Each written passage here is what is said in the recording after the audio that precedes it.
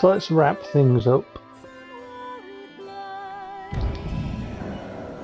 First of all,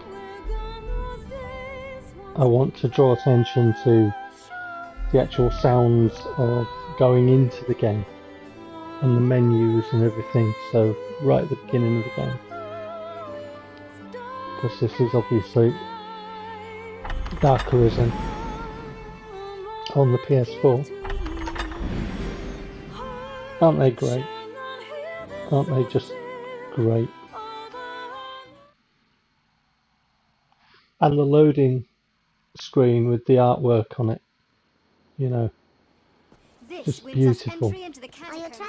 So here we are in Gran Siren, and the first thing that I need to talk about is my description of what I referred to as the Wayfarer vocation, which is actually the Warfarer vocation in Dragon's Dogma 2. And I need to amend this because I made a mistake. I didn't do it properly. So I said about the Warfarer vocation, and you'd have to equip a skill for each of the vocations on each of your 4 skill slots. This is in fact false, because there is a skill that allows you to swap weapons, and therefore you should have skills set for each of the weapons that you have equipped, even if it's from a different vocation. However,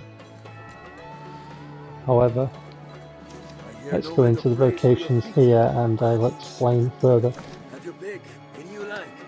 So if we select change vocation here, the hybrid vocations in the first game, which start at Mystic Knight, Assassin and then Magic Archer, go down to Magic Archer. These, obviously you can't equip any weapon like you can the Warfarer vocation. So these are set weapon styles that you can you equip. So for example, Mystic Knight will primarily have a primary weapon and a secondary weapon. And the Mystic Knight can carry either, for a primary, a blunt object like the one depicted there, or a sharper sword. Right, and for the secondary weapon, there is pictured the magic shield, but you could also have in its place a staff. So for example, there it's got a blunt and a shield, blunt weapon and a shield. You could have a sword and a staff, or you could have a blunt weapon and a staff, or you could have a sword and the magic shield.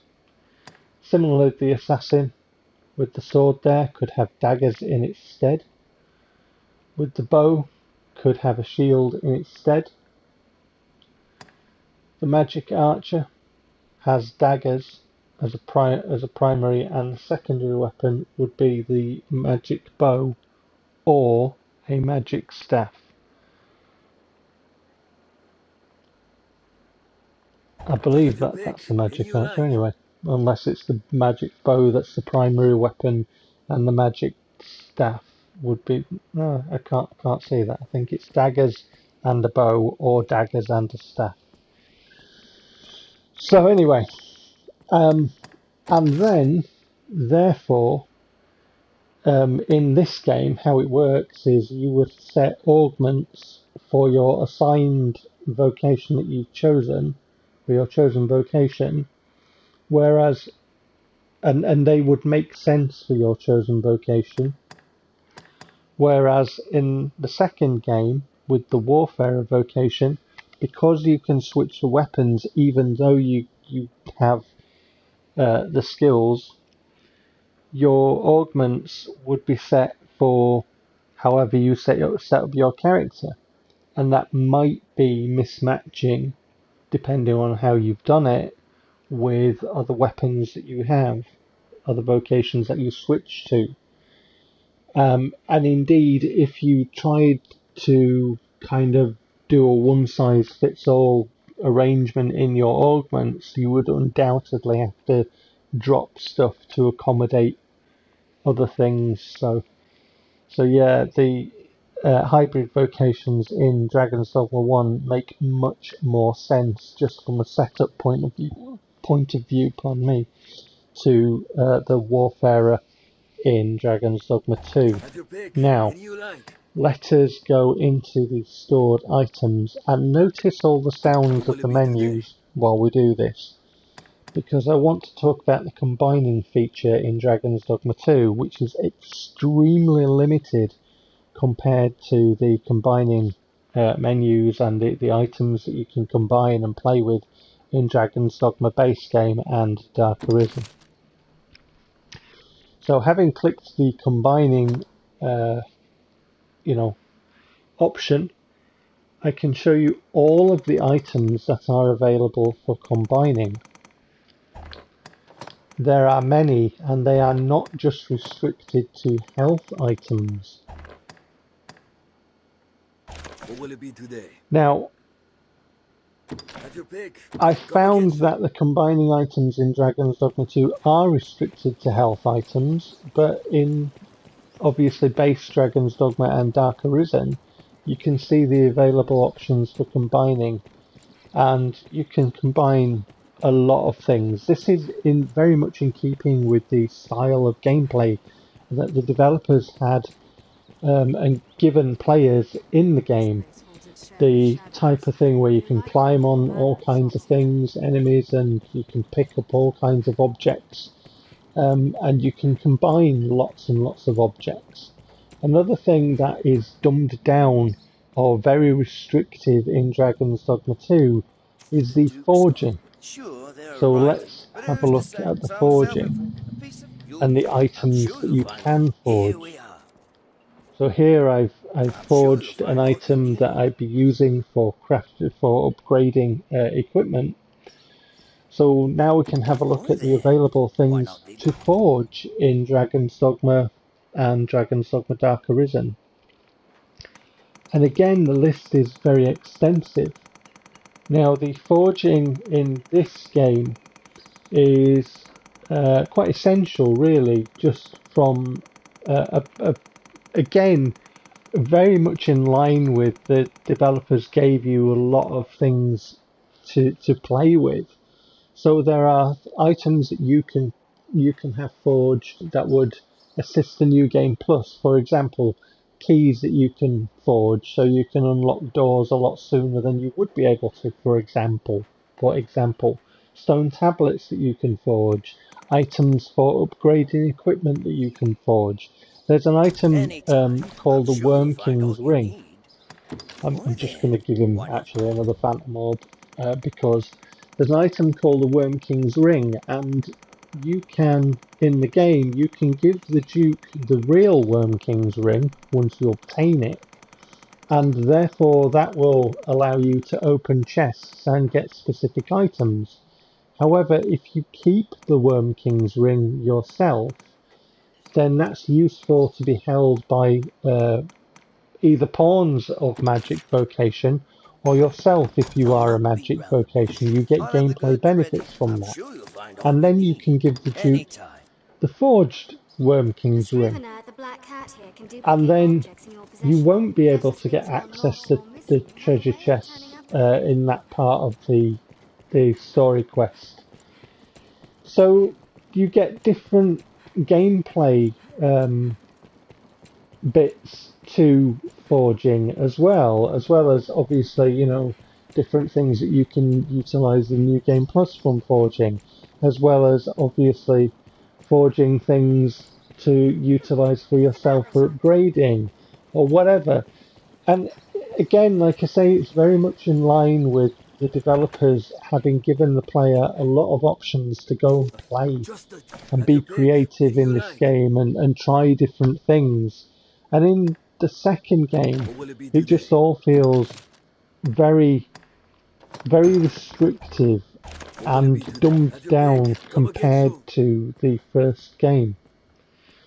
So we've had a look at some of the things like from vocations and combining items and forging stuff, and you've heard some of the menu sounds as I've been doing that. Hopefully, if I press the right buttons, and I haven't, it's there, square button, Chronicle. So you get other great sounds, and as you can see from the detail and the kind of art style and the care that went into this game. There's a lot more to these simple things. And simple, I mean menus and stuff, and a lot of kind of Dragon's Dogma's style that is lost in terms of atmosphere and everything else, and you know, the amount of things that you can play with in terms of combining and forging and all that sort of stuff is lost in the second game. One other point I need to clear up in my wrap-up of things discussing Dragon's Dogma and Dragon's Dogma 2 is I talked about the house in the houses that you can purchase in Dragon's Dogma 2. And they had another functionality as well, which was so that NPCs who you had given gifts to you know, form more of a bond with, they could leave gift items at your door as well, so they were a location for them to put gifts on your door. But it's still, you know, the houses really, I mean, if you've got multiple rooms in a house that you purchase in Dragon's Dogma 2, why can't you use them? Why can't you sit down on furniture? Why can't you furnish a house, you know, how you'd like it, and have that furniture actually being functional? I don't know why games don't let us, you know, sit down. They have role-playing elements to them, so why not that? It just seems very lazy. So these are just a couple, some things I've thought of just in my wrap-up of my discussion of Dragon's Dogma, Dark Arisen, and obviously, ultimately, Dragon's Dogma 2.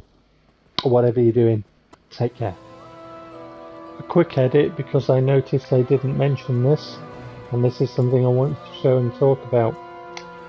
So pots and weightiness and wooden boxes and everything else. So you see the way that my character picked up this pot here? Watch the deliberate fashion and the speed of this throw and the sounds and everything. There's a definite weightiness to the physics and to everything, you know, in that regard. In Dragon's Dogma that is lost, in my opinion, in Dragon's Dogma 2. Go this way, and I'm going to have to be mindful of time. There's a barrel, and there's a few barrels here. The wood sounds and everything else, and just the way it all is just very deliberate and very weighty and very satisfying in this game.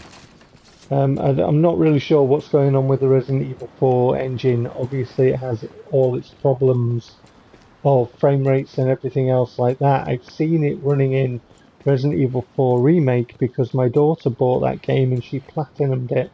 So I've seen that. The chests also in this game seem to be bigger and kind of have more of a substantial meatiness to them than the stuff in Dragon's Dogma 2 with the Resident Evil engine. So I don't know what's going on with the physics or the weightiness. I mentioned it in terms of the character and also in terms of, you know, things that you can pick up and throw in this game. They just seem a lot more satisfying.